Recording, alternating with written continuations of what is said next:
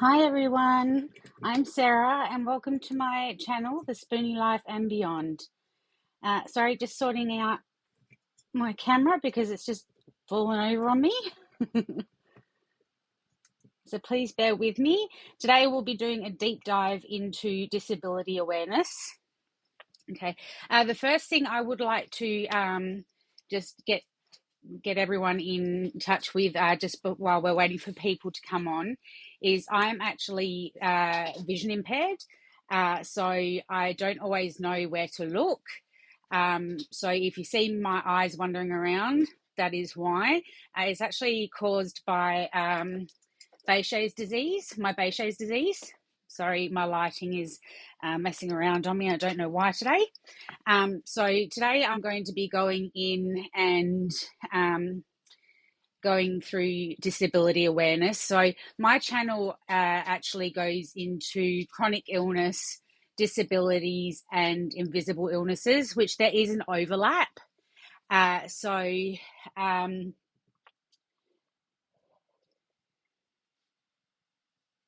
Sorry, I do apologize. My camera is messing around.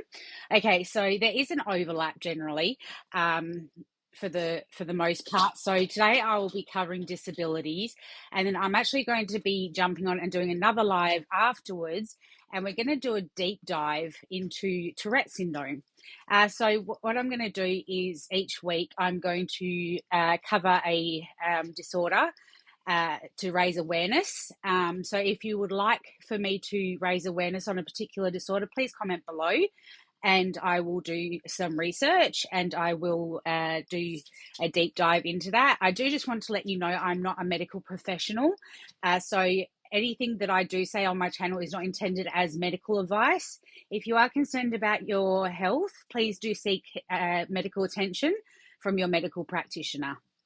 I'm just going to go into it. So please bear with me if I wander around or if I stumble, because I also, as you may see, I do have a text-to-speech program on my computer. I may sometimes have to stop and catch up. Just so you're aware. So I'm going to go into our video today. Essentially, what is a disability? Well, a disability is any condition of the body or mind, which is also considered an impairment, that makes it more difficult for the person with the condition to do certain activities, or there's an activity limitation, and interact with the world around them. So participation restrictions. So there are many types of disabilities, such as those that affect a person's vision, movement, thinking, remembering, learning, communicating, hearing, mental health, social relationships. And that's not everything. That's just, just a part of it. So although people with disabilities sometimes refer to a single population, this is actually really a diverse group of people with a wide range of needs. Two people with the same type of disability can be affected in very different ways. So you may have somebody who, for example, has a movement disorder such as Parkinson's disease. It's not going to be textbook. They're not going to have the exact same symptoms. You can't really compare them and do I've got a friend with Parkinson's disease, this, that, and the other. It's really important that, because they're affected in different ways, to not compare people by the label as such, that they should both be having the same symptoms. So some disabilities may also be invisible. They're hidden or not easy to see. So that's where it overlaps with one of the other areas that this channel covers, which is invisible disabilities and illnesses. So there is a lot of overlap. Really, an impairment is a person's body structure or function or mental functioning, which could include loss of limb, loss of vision or memory loss, activity limitations such as difficulty seeing, hearing, walking, or problem solving. There could be participation restrictions in normal daily activities, such as working, engaging in social and recreational activities, even obtaining healthcare and preventative services. So really, disabilities can be related to conditions that are present at birth, so congenital, I'm just going to give up on that light, sorry. So congenital disorders that also are disorders that can be apparent that can become apparent during childhood. For example, you could have somebody on the autism spectrum, ADHD. Then there's disabilities that are related to injury, so traumatic brain injuries or spinal cord injuries. So, for example, quadriplegics. Then you've got, long-standing conditions like diabetes, which can cause disabilities such as vision loss, nerve damage or limb loss, depending on the progression of the diabetes, the care of the diabetes, and control of the diabetes. And then you've got progressive disability, so muscular dystrophy, and then you've got static disabilities like limb loss, intermittent disabilities like multiple sclerosis, where you have flare-ups and then you have times where, things seem more stable. And then again, you have a flare-up, and so it's very on and off, and it turns into a cycle. And then you've got,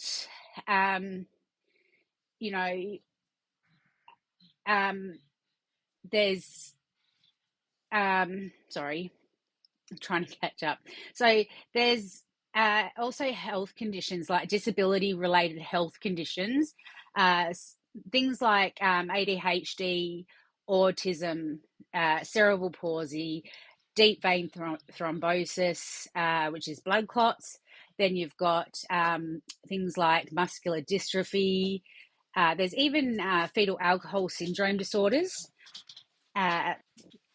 hearing loss, haemophilia, intellectual disabilities, sickle cell disease, spinal bifida, Tourette's syndrome, which I'm going to actually be going into. I'm doing a deep dive after this live. My next live is going to be on Tourette's syndrome.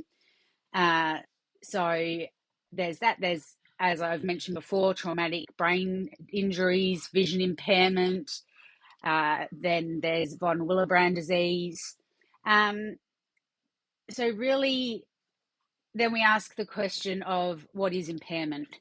And impairment is an absence of or significant difference in a person's body structure or function or mental functioning.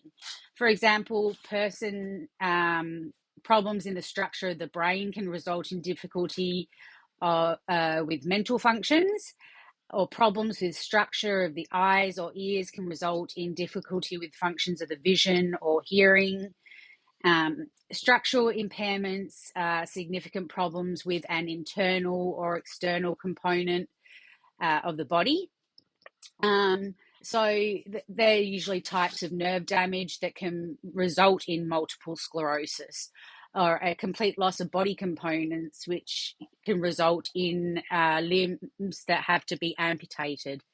So then you've got functional impairments, which are a complete or partial loss of function of a body part. And examples of those also include pain that doesn't go away or joints that no longer move easily as well.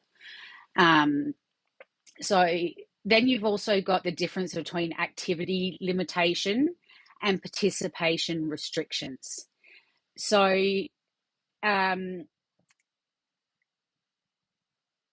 sorry, I'm having to catch up again.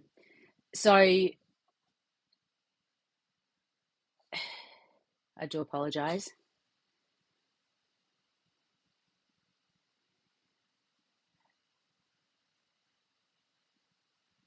So basically, you've got activity is the execution of a task or action by someone.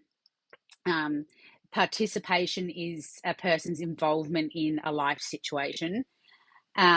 So there's a distinction between those two categories, which is kind of somewhat unclear, and also combines them. So activities take place at a personal level, and participation restrictions have to do with difficulties.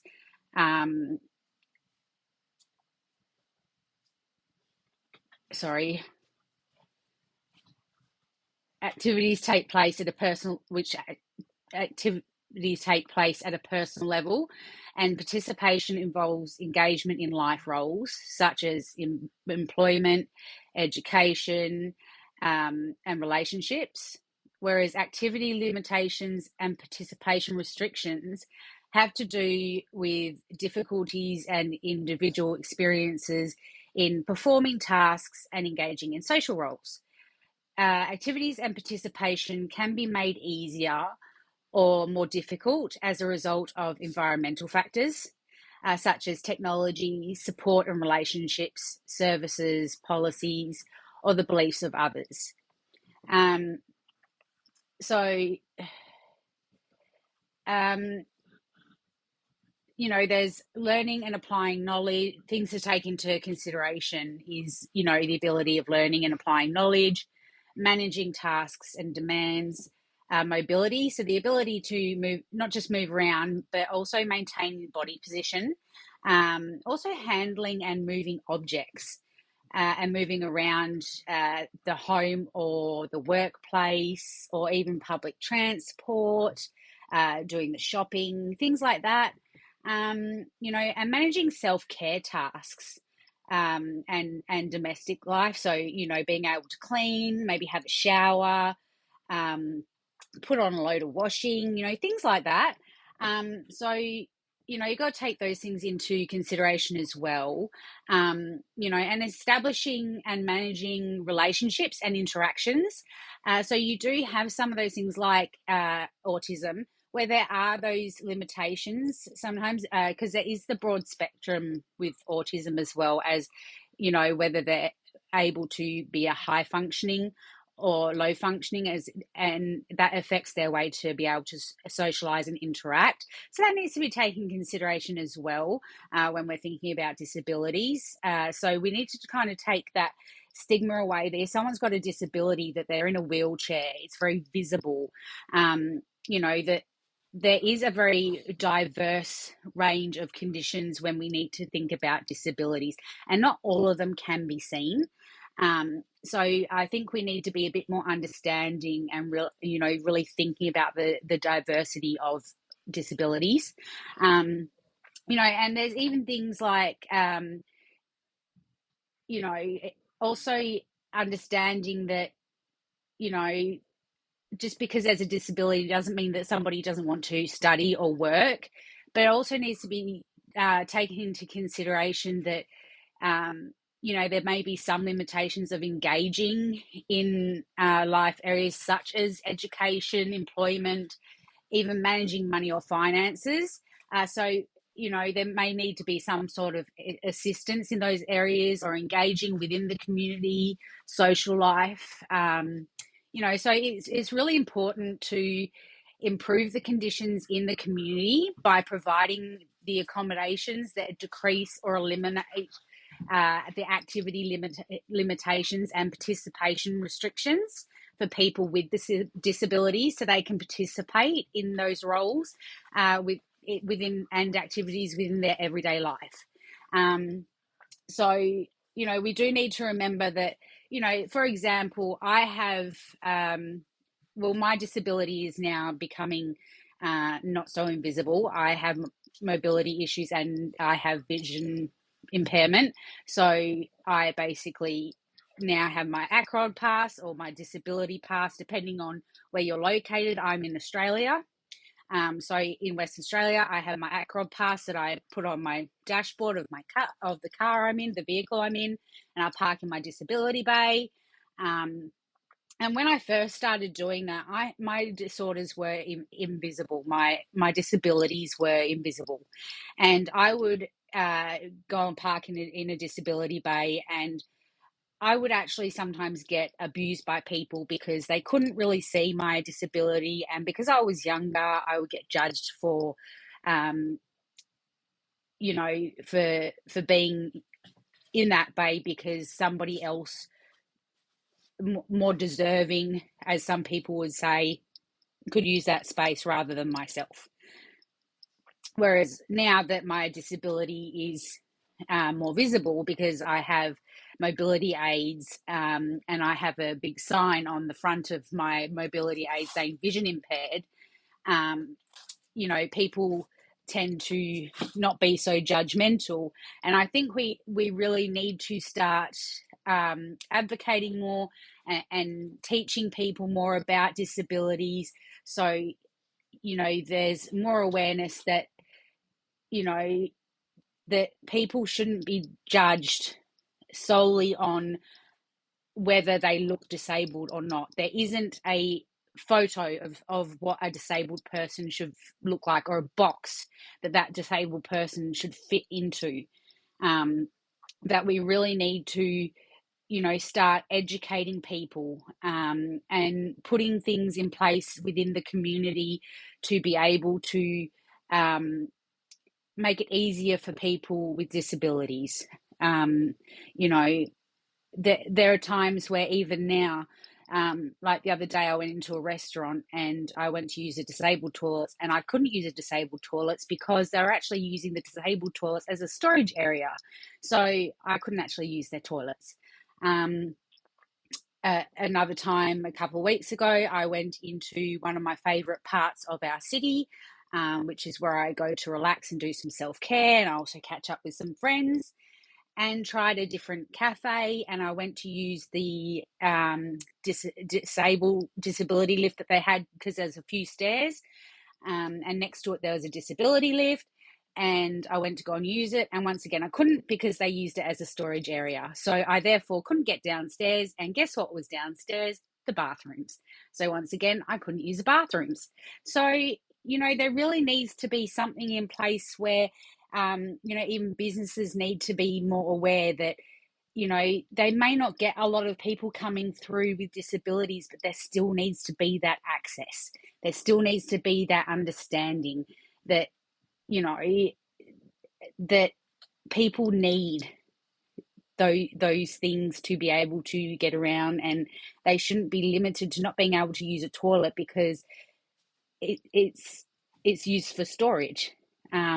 So there also needs to be, I think, more understanding within family structures as well, with understanding, and within peers and workplaces.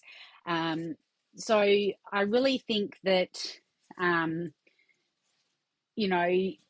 hopefully with time and education, people won't keep putting disabled people in that box. So, like I said, I've gone through over the last decade of not being what's considered in that box to now being put in that box, and so people tend to leave me alone. But then you see people who have more of an invisible disability, and they try to access the same services and they find it much more difficult. They have to try to jump through hoops. They get judged. They have to fight for the most basic resources, and that's even within government departments. applying for disability support pensions, trying to get government assistance, even, for example, trying to get onto the NDIS, which here in Australia is our National Disability Insurance Scheme. Trying to get onto that is so hard. It's so difficult. The amount of things you have to go through to prove that you're disabled is just sometimes ridiculous. And yes, I can understand in respects to the NDIS and where we get our disability support pension from, which is Centrelink here in Australia. Unfortunately, people have taken advantage of these systems. They have scammed the systems. They've been fraudulent, and unfortunately, they've therefore ruined it for the rest of everybody else who are genuine. Because of those things happening, they've made the rules harder, and it's much more difficult now to get onto those fundings, and so it really does make it difficult. So if you don't fit into that box of, a disability, i.e. being a quadriplegic, or someone with muscular dystrophy, or, something that's really clearly a disability, if you don't have a disability like that and you've got something and you're younger and it's a bit more invisible, you really have to jump through hoops and go through so much to try to get into these fundings and support and resources from the government. And so it really does need to come to a point where somebody has to say something's got to give. And that's where advocacy comes in as well. I think, it's important that people do have access to help and advocacy to help them through these processes, so they're not having to do it alone. And it makes it far easier when these people know the system, they know how it works, they can take you through it and talk you through it step by step and make sure everything's being done. So, you're not having things thrown back saying, no, you haven't done this, because it's a point system. So with the disability support pension and NDIS, it's a point system. They go off a scoring system. So you really need to make sure, that when you're applying for these things, that you do have enough evidence to prove that you have enough points that you're disabled enough. So that really needs to be taken into account. So, if you can find a good advocate, that is absolutely wonderful. It really does help. The other thing is we can also learn to advocate for ourselves. And it does take time, it takes courage, it takes energy, and it really is a lot. And, it shouldn't be that hard. And that's even within the medical system as well, with doctors, with specialists, really having to advocate for yourself. Because sometimes even they make it difficult and they may judge as well. So hopefully this has helped, and, it may help to be able to show your support system, your family, your friends, your peers. If you share it, they may be able to learn a bit more about what is involved with disabilities, and that it's not just a simple fit in the box, sit in a wheelchair, need someone to speak for you, kind of situation. That it does, it's much more diverse than that. And, it is quite a wide spectrum. So I do thank you all very much for joining me today. I'm actually going to jump back on shortly, and I'm going to do a deep dive into Tourette syndrome. Like I said, if you would like for me to cover a particular disorder, to do some awareness for you, then please comment below, and I will definitely do some research, and I'll jump on and I'll do a deep dive for you. I do really thank you for staying in touch and putting up with my ramblings today. So I would really appreciate, and I do appreciate your support. So please do like, share, and subscribe, and I'll see you in the next video. Bye.